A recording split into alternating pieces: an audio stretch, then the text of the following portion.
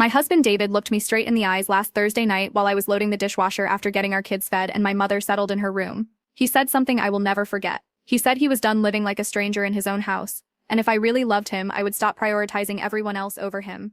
My mother Margaret has stage 4 cancer. Stage 4. She is 68 years old and the doctors gave her maybe 6 months back in September. She did not want to die in some facility. So I brought her to live with us here in Columbus, Ohio, our house. The house David and I bought together 6 years ago where we are raising our 2 kids, Nora, who is 8, and Eli, who is 6.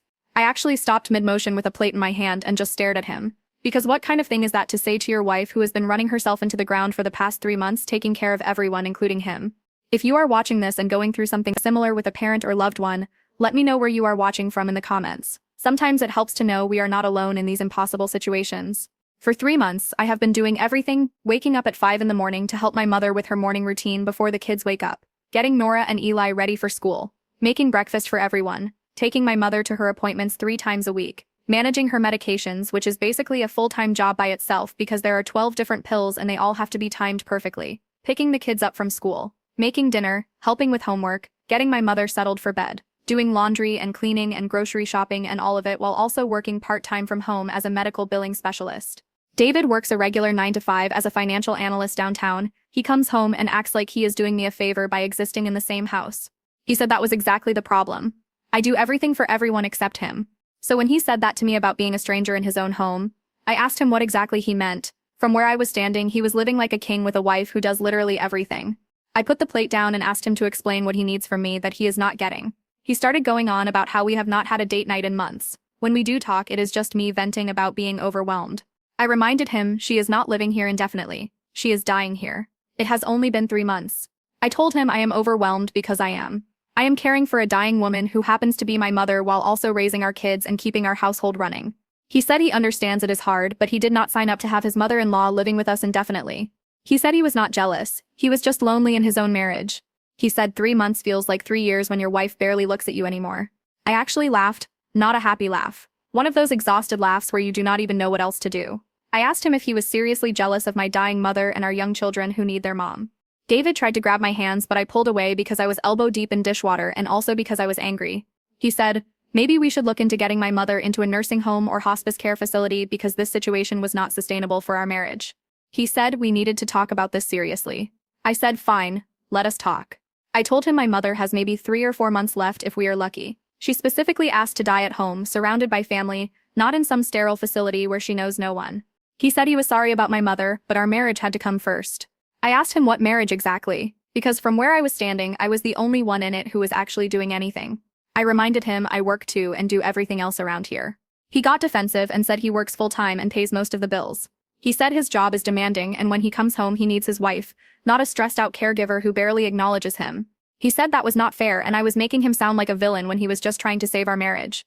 That is when I really lost it. I told him I barely acknowledge him because I am exhausted from keeping 3 people alive and 2 children functioning while he sits on the couch watching basketball and complaining that I am not giving him enough attention. I asked him how exactly abandoning my dying mother would save our marriage. He said it was not abandoning. It was setting boundaries. I told him the boundary is that my mother is staying here until she passes. If he cannot handle that, then he can leave. He looked at me like I had slapped him. He said, so that is really where we are? He is just supposed to either deal with it or get out. I said yes, that is exactly where we are, because my mother is dying and I will not spend whatever time she has left fighting with my husband about whether she deserves to be here. I told him fine, sleep wherever you want. I have more important things to worry about. David walked out of the kitchen. I heard him go upstairs. 15 minutes later, he came back down with a pillow and some blankets. He said he was sleeping in the guest room until I came to my senses. That was Tuesday. By Sunday, he was still in the guest room, but it gets so much worse. He came home that night around 9, which is late for him. I was in the living room with my mother watching some old movie after getting the kids to bed. He walked right past us without saying hello, went straight upstairs to the guest room and closed the door. Wednesday morning, I woke up to get my mother ready, and David was already gone. He usually leaves for work around 7:30, but it was 6 in the morning and his car was not in the driveway. He did not text me where he was going. Did not call, just disappeared. He said there was nothing to discuss until I was ready to admit I was wrong. Thursday, I tried to talk to him. Asked if we could sit down and discuss this like adults. I asked what exactly I was wrong about. He said prioritizing everyone over him. He said if I was really trying to keep the family together, I would put our marriage first. I told him that is not what is happening. I am just trying to keep my family together during an impossible time. I asked how. I said this is normal now for however long my mother has left and he needs to accept that. He said by finding alternative care for my mother so we could get back to normal. I told him I look exhausted because I am exhausted. Maybe if he helped more instead of sulking in the guest room I would have some energy left over. He said he does help. He took Ely to soccer practice last weekend. David laughed. Actually laughed at me. He said I was delusional if I thought this was sustainable, that I looked exhausted all the time and I was short with the kids and I was letting our marriage fall apart. I stared at him. He took our son to one soccer practice and thinks that counts as helping while I am doing literally everything else 24/7. I asked him if he was serious right now. He said he was dead serious and he was tired of being made to feel guilty for having needs. I told him he does matter, but right now my priority has to be my mother because she is dying and our kids because they are children. I asked what needs specifically. He said emotional needs, physical needs. The need to feel like he matters to his wife. He said, and what about him? I said he is a grown man who can take care of himself for a few months. He said that is not what marriage is supposed to be. He said he loves me but he cannot keep living like this. I need to make a choice. Friday morning he came downstairs while I was making breakfast. He said he had been doing some thinking. My stomach dropped because nothing good ever comes from a man saying he has been thinking. A choice.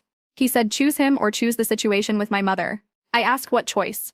He said he was completely serious. Either I find other arrangements for my mother, or he was going to start making arrangements for himself. I asked if he was threatening to leave me.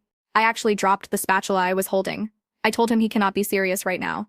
I told him what I need is a husband who supports me through the hardest time of my life, not one who gives ultimatums. He said he has been supporting me for 3 months and where has it gotten him? Sleeping in the guest room and feeling like a stranger in his own home. He said he was not threatening anything. He was just being honest about what he needs. He said he moved there because sharing a bed with someone who barely tolerates him anymore was too depressing. I said I do not barely tolerate him. I am just exhausted from everything I am doing. I told him he is sleeping in the guest room because he chose to move there. He said that is his point. Exactly. I am so focused on everyone else that there is nothing left for him. He said he wants his wife back. The woman who used to laugh at his jokes and actually seemed happy to see him and made him feel wanted. I asked him what he wants from me specifically right now in this moment. He said, then maybe it is time to let some of that go. I asked how. I told him that woman is still here. She is just buried under 3 months of no sleep and constant caregiving and stress. He said again, find other care for my mother. I looked at him standing there in our kitchen in his work clothes, about to leave for his nice quiet office while I was about to spend another day managing medications and doctor appointments and 2 kids and somehow keeping the house from falling apart. And I said no, just no. My mother stays. He said I was making a mistake and I would regret choosing this over our marriage. I told him I am not choosing anything over our marriage. I am refusing to abandon my dying mother. If he cannot understand that, then maybe we have bigger problems than where he is sleeping. He left for work without saying goodbye.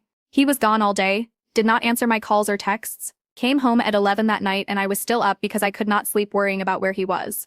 Friday night, David came home and went straight to the guest room again. Saturday morning, I got up and found him already dressed and leaving. I asked where he was going. He said, out. Just out. He said with friends. I asked where he had been for 15 hours. I asked which friends. I said, yes, it matters. You are my husband and you disappeared for an entire day. He said, does it matter? He said, I have been disappearing into caregiving for 3 months, so now we are even. I told him that is not even close to the same thing, and he knows it.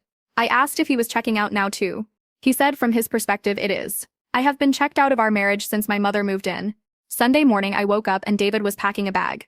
Not a small bag, his big suitcase. He said, maybe he is. Because what is the point of being here if I am not really here? I asked what he was doing. He said he was going to stay with his brother Jordan for a while. I asked for how long. He said, until I figure out what I want. He said that is the problem right there. My mother and my wants and nothing about what he wants. I told him I know what I want. I want my mother to be comfortable in her final months and I want my husband to support me through it. I said, what do you want, David? He looked at me and said, I want you to choose me. Right now. Choose me over this situation. I told him it is not a situation, it is my mother. He said, then I guess I have my answer. He grabbed his suitcase and walked downstairs. I followed him. He went to the kids' rooms and woke up Nora and Eli to say goodbye. They were confused, asking where Daddy was going. He told them he was staying with Uncle Jordan for a little bit, but he would see them soon.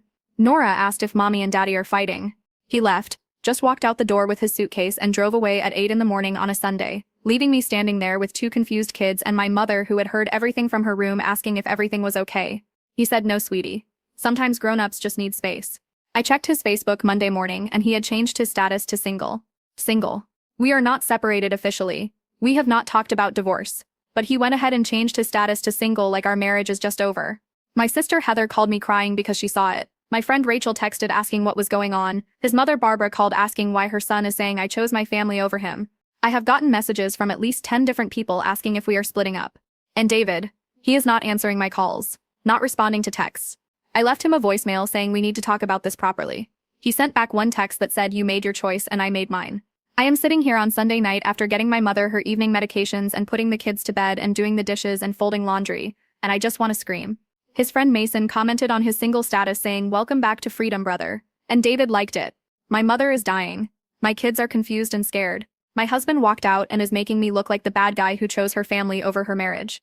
Heather came over tonight and sat with me while I ugly cried into my coffee. She said David is being incredibly selfish and cruel, that any decent husband would be supporting me right now, not bailing because he is not getting enough attention. His coworker Caleb posted something like, "Sometimes you got to put yourself first," and David commented, "Thanks, man. Needed to hear that." He is out there acting like he is some victim who escaped a terrible situation when the terrible situation is me taking care of my terminally ill mother while trying to keep our family functioning. But nothing is fine. My husband gave me an ultimatum between him and my dying mother, and when I did not choose him, he left, packed a bag, changed his status to single, and is now out there telling everyone I am obsessed with being a martyr who prioritizes everyone over her husband. My mother heard me crying and asked if this is her fault. I had to lie and say no, everything is fine. I do not know what to do. I cannot put my mother in a facility. She has weeks or maybe a couple months left and she is terrified of dying alone. David will not even talk to me to work this out. He is just gone. But I also cannot just lose my marriage because I will not abandon her. Monday morning I was in the kitchen making Nora's lunch for school and trying to get Eli to eat his breakfast instead of playing with his cereal when I heard a car pull into the driveway. I looked out the window and it was David's car. I was not ready to see him, had not slept more than 3 hours, and I definitely was not prepared for whatever he was about to say. He walked in using his key and the kids immediately ran to him yelling, "Daddy, Daddy." He told the kids to go finish getting ready for school and they ran upstairs leaving us alone in the kitchen. He hugged them and I just stood there with a sandwich half made watching this man who walked out on us 2 days ago act like nothing happened. I asked what he was doing here. He said he needed to talk to me before work. I told him he has had 2 days to talk and instead he changed his status to single and ignored all my calls. He said he needed space to think and now he was ready to discuss things rationally. Rationally. I asked him what is rational about abandoning your family. He said he did not abandon anyone. He is staying 10 minutes away at Jordan's place. I told him he walked out with a suitcase and told the world we are done. So yeah, that is abandoning us. David sat down at the kitchen table like he lives here and said he has been doing a lot of thinking about our marriage and what went wrong. I stayed standing because I was not about to sit down and have some calm discussion while my mother is in the next room, probably hearing all this, and my kids are upstairs getting ready for school. He said the problem is I have completely lost sight of what matters. That ever since my mother moved in, I have become a different person. Someone who is constantly stressed and never has time for him or even the kids really, because I am so focused on caregiving. He said that is not what he means. He means quality time, that I am physically present, but emotionally I am somewhere else. I asked him if he seriously just said I never have time for the kids when I am the one getting them ready for school every day and making their meals and helping with homework and literally everything else. I told him I am emotionally exhausted from watching my mother die slowly while trying to keep everyone else functioning. If he cannot understand that, then I do not know what to tell him. David said that is exactly his point. Everything is about my mother now. I asked him what he expects. She is dying. Of course she is a priority right now. He said she is not just a priority. She has become my entire existence. And he is tired of coming in second or third or fourth. I asked him to explain how exactly he is coming in fourth. He started listing things. We have not been on a date in 3 months. I do not ask about his day anymore. I barely look at him when he walks in the door. I am always too tired to watch TV with him at night. The last time we really talked about anything other than my mother or the kids was back in October. I told him I am sorry. I am sorry I do not have energy for dates when I am barely sleeping. That maybe if he helped more instead of keeping score, I would have something left to give him. He said he is not keeping score, he is just pointing out that our marriage has completely fallen apart. Then he said something that made me want to throw the sandwich I was holding at his face. He said he has been talking to his friends and his brother and even his mother, and they all agree that what I am doing is not healthy, that I am sacrificing my marriage and my own well-being for a situation that is only going to end one way anyway. I stared at him, asked him if he really just said my mother's death is inevitable, so why bother making her comfortable? He backtracked saying that is not what he meant, but the reality is she is going to pass regardless of where she is, and at least in a facility she would have professional care and I could focus on my actual family. I told him she is my actual family. He said he means my immediate family, him and the kids. I said my mother is also my immediate family and she is dying and I will not spend her final weeks or months fighting with my husband about whether she deserves to be in her daughter's home. David said he is not saying she does not deserve it. He is saying the cost is too high. I asked what cost. He said, our marriage. That if I continue down this path, we are not going to make it. I asked if that is a threat. He said it is a reality check. Then Nora came downstairs with her backpack asking if Daddy was staying for breakfast. She asked when he was coming home. David looked at me and I looked at him and neither of us knew what to say. I told Nora Daddy has to get to work, but he stopped by to see her and Eli before school. He said, "Soon, sweetie. Very soon." After I dropped the kids at school, I came back and David was still there, sitting at the kitchen table like he was waiting for me. I asked why he was still here. He said, "We are not done talking." I said I have to check on my mother. He said, "Your mother can wait 5 minutes." I lied and said, "We are just working through some stuff." I went into my mother's room anyway. She was awake and asked if everything was okay with David. She looked at me with these sad eyes and said she never wanted to be a burden on my marriage. I came back to the kitchen and David was on his phone. I asked what else he wants to say. I told her she is not a burden, she is my mother and I love her and everything is fine. He put his phone down and said he wants to propose a compromise. I asked what kind of compromise. He said he will move back home if I agree to start looking into other care options for my mother. I told him there is no other care option that does not involve putting her in a facility and she does not want that. He said maybe it is not about what she wants at this point. Maybe it is about what is realistic. I asked him if he hears himself right now. He said he is being practical and someone has to be, because I am too emotional to see clearly. Too emotional. I asked him if watching your mother die is a situation where you are supposed to be unemotional. He said of course not, but emotions cannot be the only thing driving decisions that affect the whole family. David stood up and said then, so is his decision. He is staying at Jordan's until I am ready to be reasonable. I told him the decision is already made. My mother stays until she passes and that is final. I asked him to define reasonable. I actually stepped toward him at that point, told him to get out of my house if that is really how he feels, that I do not want him here if he is going to talk about my dying mother like she is an inconvenience. He said, putting my marriage first instead of a parent who is going to die anyway. He said she is an inconvenience to our marriage whether I want to admit it or not. I told him to leave. He grabbed his keys and said he is leaving, but this conversation is not over, that I need to really think about what I am choosing here because once our marriage is destroyed it will not come back. If you are still watching at this point, I appreciate you listening to my story. Sometimes we just need someone to hear what we are going through. Please take a moment to subscribe if this resonates with you. It helps me know I am not just talking into the void here. I said our marriage is already destroyed if this is who he is. He left and I sat on the kitchen floor and just cried. My mother called from her room asking if I was okay and I had to pull myself together and go take care of her morning medications like nothing happened. Tuesday, my sister Heather came over while the kids were at school. She brought groceries and helped me clean the kitchen. And finally, I just broke down and told her everything David said. She was furious. Said David is being emotionally abusive and manipulative. That giving me an ultimatum between him and my dying mother is one of the cruelest things she has ever heard. Heather asked if I have talked to anyone else about this. I said not really because I am too embarrassed. I told her everyone is going to think I chose my mother over my husband. She said, embarrassed about what? I am not the one behaving terribly. She stayed for 3 hours helping me with laundry and meal prep and just being there. My mother was having a bad pain day and needed extra attention. Heather helped with that too. When she left, she hugged me and said she is here whenever I need her. And David can go to hell. She said, anyone who thinks that is an idiot because there is no choosing involved. You are caring for a terminally ill parent while your husband throws a tantrum. Wednesday morning, Barbara called me, David's mother. She started with, I know you and David are going through a difficult time and I want to understand your perspective. I almost did not answer, but I figured I would have to talk to her eventually. I told her my perspective is I am caring for my dying mother and David cannot handle not being the center of attention for a few months. Barbara got quiet and then said she knows my situation is hard but marriage is sacred and it requires sacrifice from both people. But I asked her what exactly I am not sacrificing because from where I am standing I have sacrificed sleep and peace and apparently my marriage to take care of my mother. She said she means sacrificing pride and being willing to compromise. I asked what compromise she is suggesting.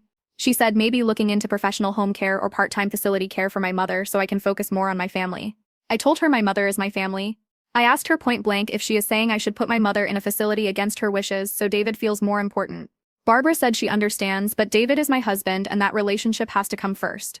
Barbara said she is not saying that exactly, but sometimes we have to make hard choices for the good of our marriage. She tried to say David is being supportive. He is just struggling and needs me to meet him halfway. I told her the hard choice I am making is watching my husband walk away because he cannot be supportive during the hardest time of my life. I said halfway would be him helping more, not giving ultimatums. I said I deserve a husband who supports me through my mother's death, but apparently that is too much to ask. She said David works very hard and deserves to come home to a wife who makes him feel valued. Barbara's voice got firm and she said I am being very stubborn and if I am not careful I am going to lose my husband over this. I told her if my husband leaves because I will not abandon my dying mother then I do not want him anyway. She said I will regret saying that. We hung up, and I was shaking. David's own mother is taking his side like I am the villain here. Thursday afternoon I had to take my mother to an oncology appointment. Her doctor said her condition is progressing faster than expected and we are probably looking at weeks now, not months. I said, maybe, but I will not regret being there for my mother when she needed me most. Weeks. Got home and my friend Rachel was there waiting because Heather had texted her that I needed support. I sat there in that office with my mother squeezing my hand while the doctor talked about pain management and end-of-life planning, and all I could think was David wants me to put her in a facility for weeks. She brought dinner for me and the kids and insisted on staying to help with the evening routine. While my mother was resting and the kids were doing homework, Rachel asked me what I am going to do about David. I told her I do not know. That part of me wants to fight for my marriage, but another part is so angry at him for making this about him. Friday evening, David texted me asking if we can meet somewhere to talk. Rachel said any marriage worth fighting for would not require me to abandon my dying mother, that David is showing me who he really is, and I should believe him. I said the kids have school and I cannot leave my mother alone for long so he can come to the house. He called immediately, said I am being difficult on purpose and he is trying to work this out. He said he does not want to talk at the house. Too many bad memories already. I said then, I guess we are not talking. I asked him what working it out looks like to him. He said me agreeing to get my mother alternative care. I told him that is not happening and we are just going in circles. He said, then what is the point of trying? I asked him if he even wants to try or if he just wants me to give in. He said he wants me to be realistic about what is sustainable. I said caring for my mother for a few more weeks is absolutely sustainable. He got quiet and asked what I mean by weeks. I told him about the doctor's update. Anyway, like my mother's impending death is good news because then he can have his wife back. I asked him if that is really what he just said. David said, oh, so it is almost over. Anyway, he tried to backtrack saying he just means maybe there is light at the end of the tunnel for us. I told him there is no us right now, that he walked out and changed his status to single and has been staying with his brother acting like a victim while I am here watching my mother die. He said he is not acting like a victim. He is a victim of circumstance. David said he will help once things get back to normal. I said the circumstance is you chose to leave instead of helping. I asked when exactly things will be back to normal. He said once my mother passes and we can focus on rebuilding. I told him that is disgusting. He is literally waiting for my mother to die so he can have his comfortable life back. He said, that is not what he means and I am twisting his words. I said his words are pretty clear. He wants me to either dump my dying mother in a facility or wait for her to die so he does not have to deal with any of it. He said I am being unfair and he is trying here. I asked him what he is trying exactly because all I see is him complaining and avoiding and making demands. I told him you do not save a marriage by abandoning your partner when they need you most. He said he is trying to save our marriage. He said I abandoned him first by becoming someone he does not recognize. I told him I am prioritizing our marriage by being honest that I cannot and will not abandon my mother. He said he will come home when I am ready to prioritize our marriage. He said then I am choosing and I need to live with that choice. Saturday morning, Nora asked me again when Daddy was coming home. I said the only person making choices here is him.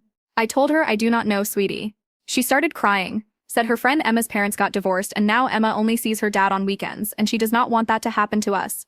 I sat on the floor with both my kids crying and tried to explain that sometimes grown-ups need space, but it does not mean they do not love each other or their kids. Ely heard and started crying too. But she is 8, and she is not stupid. She knows Grandma being sick has changed everything. Nora asked if it is because of Grandma. I said no, baby. It has nothing to do with Grandma.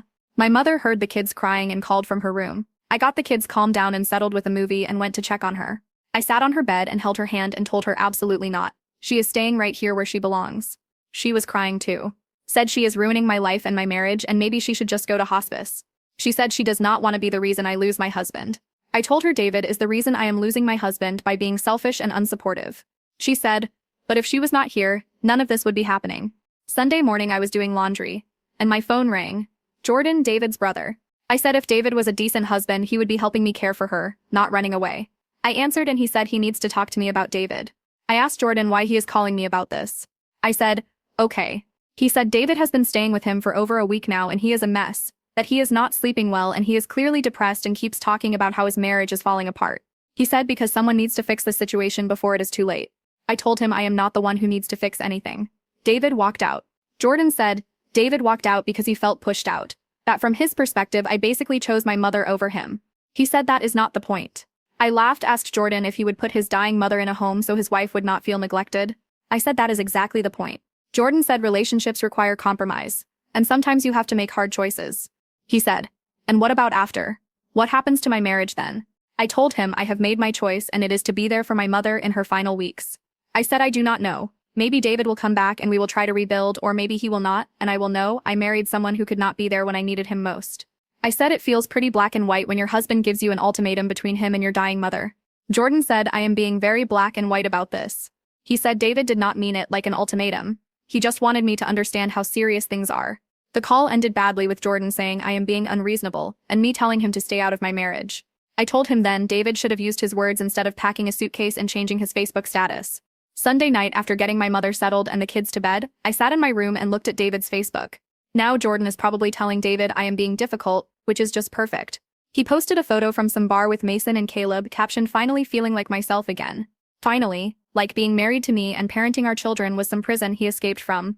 The comments were full of his friends, hyping him up. Someone said living your best life. Someone else said you deserve happiness, man. Mason commented again saying single life is treating you well, and David replied with a laughing emoji. I wanted to comment and tell everyone what is really happening, that he is not single. He is just avoiding his responsibilities. That his wife is not keeping him prisoner. She is exhausted from caregiving while he does nothing. I said fine, come over after school. But I did not, because what is the point? Monday morning this week, David texted saying he wants to see the kids.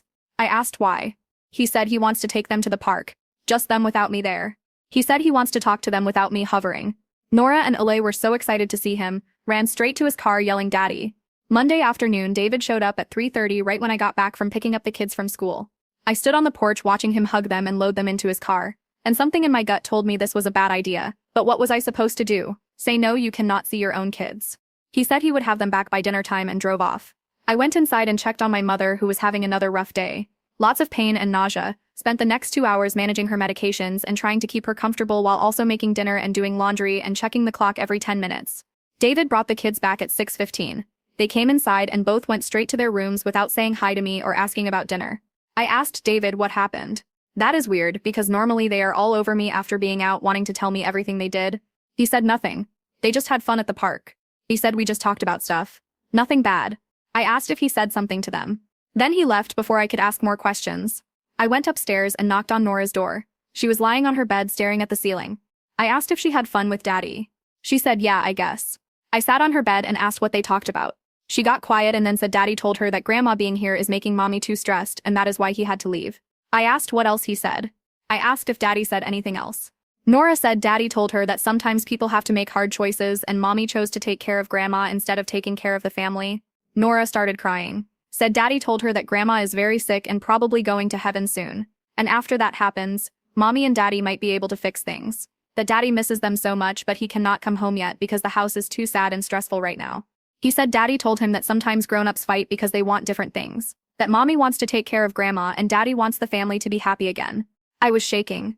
I went to Eli's room and he was playing with his action figures. But when I asked about the park, he got this look on his face. Eli asked me if I do not want the family to be happy. I wanted to cry. I told him of course I want us to be happy, but sometimes we have to take care of people who are sick. He said, Daddy said there are people whose job it is to take care of sick people and maybe that would be better. I called him immediately. David told our children that I should put my mother in a facility, used his time with them to plant seeds that I am choosing wrong, making them think this is my fault. He said he did not manipulate anyone. He just had an honest conversation with them about what is happening. He answered and I went off. Told him how dare he use our kids to manipulate me. I said an honest conversation would be explaining that Daddy left because he could not handle supporting his wife, not telling them Mommy chose wrong. David said the kids deserve to know the truth. I asked what truth exactly. He said that I am prioritizing my mother over everyone else, including them. I said they deserve to understand that their dad abandoned them, not that their mom is doing something wrong. I told him that is a lie, and he knows it. I am taking care of my mother and them and everything else while he is out living his best single life. He said, the kids can sense the tension and they deserve to understand why their dad is not home. He said, I am twisting this and he was just being honest with them about the situation. I told him if he ever talks to our kids about our marriage problems again without discussing it with me first, I will lose it. He said they are his kids too and he can talk to them about whatever he wants. We argued for 30 minutes. Him insisting he just wanted the kids to understand why he is not home. Me saying he is using them as weapons to pressure me. I said not when it is manipulation disguised as honesty. He said I am being paranoid and he would never manipulate his own children. Finally, he said maybe the kids should understand that their mom is making choices that affect the whole family. Tuesday morning, Barbara showed up at my house at 8 in the morning, just showed up unannounced while I was trying to get the kids ready for school and help my mother with her morning routine. I told him to go to hell, and hung up. I told her now is not a good time. She knocked, and I answered, and she walked right in saying we need to talk about the children. She said it is never a good time with me anymore, but this is important. She said he was not manipulating anyone. He was being honest about a difficult situation. I said I yelled at him for manipulating them. She sat down in my living room and said she heard from David that I yelled at him for talking to his own kids. Barbara said if the shoe fits, maybe I should examine my choices. I stared at her. This woman who I have known for 11 years, who has been to every holiday and birthday, who held my hand at the hospital when Nora was born, is sitting in my living room telling me I am choosing wrong while my mother is dying upstairs. I asked if she thinks it is appropriate to tell an 8-year-old and a 6-year-old that their mom is choosing wrong. I told her she needs to leave. She said not until we discuss this properly, because her grandchildren are suffering. I said they are suffering because their father walked out, not because their grandmother is here. Barbara said David walked out because he had no other choice. I backed him into a corner. She said by refusing to compromise or consider his needs. I asked how exactly I backed him into a corner by caring for my terminally ill mother. She said my mother is dying anyway and destroying my marriage will not change that. I told her his needs do not outweigh my mother's life. Anyway. Everyone keeps saying anyway. Like my mother's death is inevitable so nothing I do matters. I told Barbara to get out of my house. She stood up and said, I am making a huge mistake and I am going to lose everything because of pride. I said, the only thing I am losing is a husband who cannot support me, and a mother-in-law who thinks I should abandon my dying mother. She left but not before saying the kids told her they miss their dad and do not understand why mommy is being so difficult. I wanted to scream because of course that is what they said after David planted those ideas in their heads. Wednesday my mother had to go to the hospital because her pain was not controlled with the home medications. Called Heather to pick up the kids from school and stay with them. Did not call David because why would I? He has made it clear he is not part of this anymore. We spent 6 hours in the emergency room getting her admitted and adjusted and comfortable. Got home at 9 that night exhausted and found 3 missed calls from David and 2 from Jordan. Called David back and he immediately started yelling about how I did not tell him my mother was in the hospital and he had to hear it from his brother who heard it from his mother. I said I was busy managing an emergency and did not think to update my estranged husband. He said estranged is a strong word. I said so is single. But that is what you changed your status to. He asked about my mother and I told him she is stable and probably coming home in a day or 2. David said the kids love their grandma and deserve to see her. I said absolutely not. I am not exposing them to the hospital and also you do not get to play supportive family member now. He said he wants to bring the kids to visit her. I said they will see her when she is home and comfortable, not in a hospital bed. I told him I am keeping them away because they are children and do not need to see their grandmother in the hospital. He said I am keeping them away from her because I am angry at him. I asked when exactly he wanted to be consulted, when he was at the bar with his friends or when he was posting on Facebook about his freedom. He said that is not fair.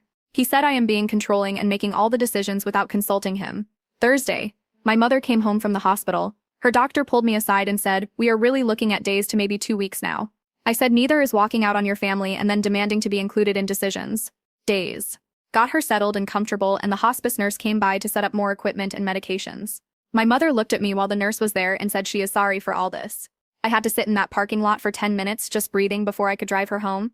I sat on her bed and held her hand and told her she is the best mother I could have asked for, and I am grateful for every extra day I get with her. I told her to stop apologizing. She has nothing to be sorry for. She said she is sorry. David left and sorry the kids are confused and sorry I am so tired all the time. She said she is ready to go whenever it is time and she just wants to make sure I am going to be okay. I lied and said I will be fine. Friday morning, Nora had a meltdown before school, would not get dressed, would not eat breakfast, just sat on the floor crying. I asked what is wrong. Eli heard and started crying too. She said she does not want grandma to die and she does not want daddy to leave forever. I ended up sitting on the floor with both of them just holding them while they cried. Called them in sick to school and let them spend the morning watching movies. My mother heard the commotion and asked if the kids are okay. I told her they are processing everything and they will be fine. I told her David does not get an opinion right now. She said, maybe David is right about the kids being affected. Friday afternoon, David showed up without calling first. Just rang the doorbell and when I answered he pushed past me saying he is here to see his kids. He said this is still his house too. He is on the mortgage. I told him he cannot just show up whenever he wants. We stood in the hallway arguing and Nora came down the stairs asking what is happening. David immediately went into dad mode, all smiles and hugs, asking if she is okay. She told him she stayed home sick and he looked at me accusingly like I did not tell him on purpose. David sat with the kids for an hour and I tried to give them space but I could hear him telling them how much he misses them, how he wants to come home so badly but grown-up stuff is complicated, how he hopes things will be better soon. After he left, Nora asked me if daddy is coming home soon, making promises he might not keep and giving them hope that is maybe false. I said I do not know, sweetie. I told her wanting something and it actually happening are different things. She said, but daddy said he wants to. She asked if I want daddy to come home. Do I want David to come home?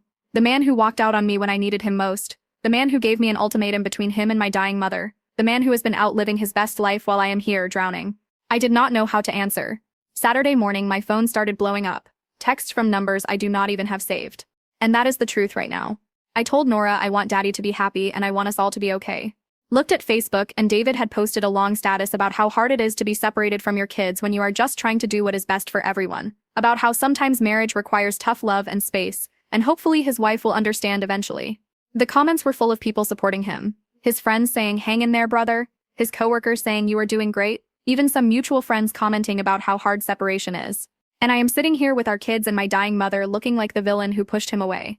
I wanted to comment and tell the truth. But what is the point? David has already painted himself as the victim who had no choice but to leave. Anything I say will make me look bitter and defensive. My mother passed away early Sunday morning, peacefully in her sleep with me holding her hand. I called Heather and she came right over. Called David and left a voicemail saying my mother is gone and I need him to take the kids for a few days while I handle arrangements. He showed up 2 hours later and the first thing he said was, "I am so sorry." I told him he does not get to be sorry. He was not here. I said there is nothing to put aside. You made your choice weeks ago. He tried to hug me and I stepped back. He said we can put all our issues aside for now. I told her thank you, but no. David took the kids and I spent Sunday planning my mother's funeral alone. Monday morning, Barbara called saying she wants to help with arrangements. She said, David told her I am pushing everyone away and she is worried about me. I said, I am not pushing anyone away. I am just handling things myself like I have been doing for months. The funeral is Wednesday. David texted saying he and the kids will be there obviously and he hopes we can be civil. He said after the funeral we need to have a serious talk about our future. I said I will be civil for the kids and that is it. I said our future was decided when he walked out. He called and said that is not fair. We have not even tried counseling or really working on things. He said, now that my mother has passed, maybe we can focus on us. I asked when exactly we were supposed to try counseling. When I was caring for my dying mother or planning her funeral. I told him I do not want to focus on us right now. I just want to bury my mother in peace. David said he understands I am grieving, but we cannot keep avoiding this forever. I said I am not avoiding anything. I just have bigger priorities right now. He said, and that is always the problem. Is it not? I always have bigger priorities than him. I hung up. I am sitting here Tuesday night, the day before I bury my mother, and my husband is texting me about needing to discuss our marriage. My kids are at his brother's place confused about everything. My house feels empty without my mother, and David wants to talk about us, like I have anything left to give to a relationship with someone who abandoned me when I needed him most. I do not know if I want him to come back. I do not know if I can forgive him for leaving. I do not know if loving someone is enough when they have shown you they will not be there when things get hard. All I know is I am burying my mother tomorrow and somehow I have to figure out what comes next. If you have made it this far into my story, please share your thoughts in the comments. Have you been through something similar? How did you handle a partner who could not support you during a crisis? Subscribe if you want to hear how this all turns out because honestly, I am still figuring it out myself. The funeral was 3 weeks ago and I am recording this update because people keep asking what happened with David. At the funeral, David sat next to me with the kids between us. He kept trying to hold my hand during the service and I kept pulling away. Afterwards, he cornered me at the reception at Heather's house and said now that everything is settled, we need to talk about moving forward together. I looked at this man who spent the last month of my mother's life complaining about being lonely while I watched her die, who gave me an ultimatum and walked out, who changed his status to single and went out partying while I planned a funeral. And I told him there is no moving forward together. He said we cannot make permanent decisions while I am grieving. He tried to say he was just struggling and did not handle things well, but he loves me and wants to fix this. I said I am not making decisions while grieving. I am making decisions based on who he showed me he is. I asked him where that love was when I needed him most. David said he is sorry and he was selfish and he wants to come home and support me. Now. I told him it is too late for now. I needed him then and he chose to leave. He started crying right there at my mother's funeral reception, saying he cannot lose his family over this. I said some mistakes are too big to forgive. He said everyone makes mistakes. And marriages are about forgiveness.